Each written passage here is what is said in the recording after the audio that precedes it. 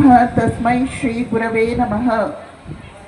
ओम या देवी सर्वभूतेषु चेतनेत्यभिधीयते नमस्तस्यै नमस्तस्यै नमस्तस्यै नमो नमः।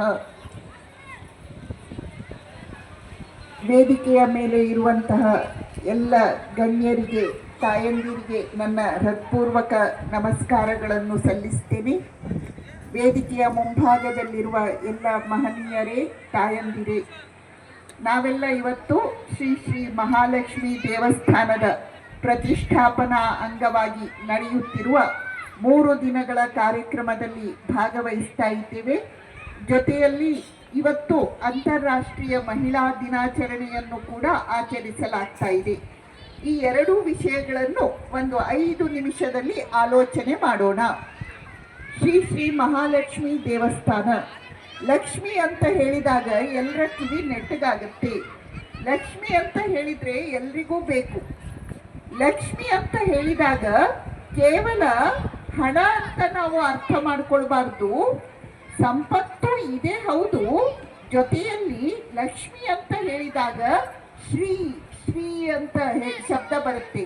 ಶ್ರೀ ಅಂದರೆ ಶ್ರೇಯಸ್ಕರವಾದದ್ದು, ಎಲ್ಲವೂ ಶ್ರೀ. ಯಾವುದು ಶುಭಕರವಾದದ್ದೋ, ಯಾವುದು ಒಳ್ಳೆಯ ಕಳೆಯಿಂದ ಕೂಡಿದ್ದೋ, ಯಾವುದು ಲಕ್ಷಣಯುಕ್ತವಾದದ್ದೋ ಅದೆಲ್ಲವೂ ಲಕ್ಷ್ಮಿ, ಅದೆಲ್ಲವೂ ಶ್ರೀ. ಶ್ರೀ ಅಂತ ಹೇಳಿದಾಗ ದೇವಿ, ದೇವಿ ತತ್ವ, ಆದ್ಯಾಶಕ್ತಿಯ ತತ್ವ ಅಂತ ಅರ್ಥ. ಮಹಾಲಕ್ಷ್ಮಿ ಅಂತ ಹೇಳಿದಾಗ ವಿಷ್ಣು ಪತ್ನೇ ನಮಸ್ತುಭ್ಯಂ ಅಂತ ಒಂದು ಅರ್ಥ, ಹೌದು. ಜೊತೆಯಲ್ಲಿ ದೇವಿ ತತ್ವ. ದೇವಿ ತತ್ವ ಅಂದ್ರೆ ಏನರ್ಥ? ಇಡೀ ವಿಶ್ವ, ಈ ವಿಶ್ವ ಹೊರ ಬಂದಿರುವುದು ದೇವಿ ತತ್ವದಿಂದ. ಇಡೀ ವಿಶ್ವದ ಸೃಷ್ಟಿ ಸ್ಥಿತಿ ಲಯವನ್ನು ನೋಡಿಕೊಳ್ಳುತ್ತಿರುವ ಒಂದು ದೈವಿ ಶಕ್ತಿ ಇದೆ.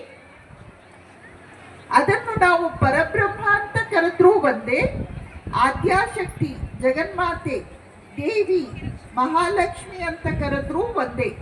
ಆದ್ದರಿಂದ ಸೃಷ್ಟಿ ಸ್ಥಿತಿ ವಿನಾಶಾನಾಂ ಶಕ್ತಿ ಭೂತೆ ಸನಾತನಿ ಗುಣಾಶ್ರಯೇ ಗುಣಮಯೇ ನಾರಾಯಣಿ ನಮೋಸ್ತುತೆ. ನಾರಾಯಣಿ ಅಂತ ಹೇಳಿದ್ರು, ಮಹಾಲಕ್ಷ್ಮಿ ಅಂತ ಹೇಳಿದ್ರು ಒಬ್ಳೇ ದೇವಿ.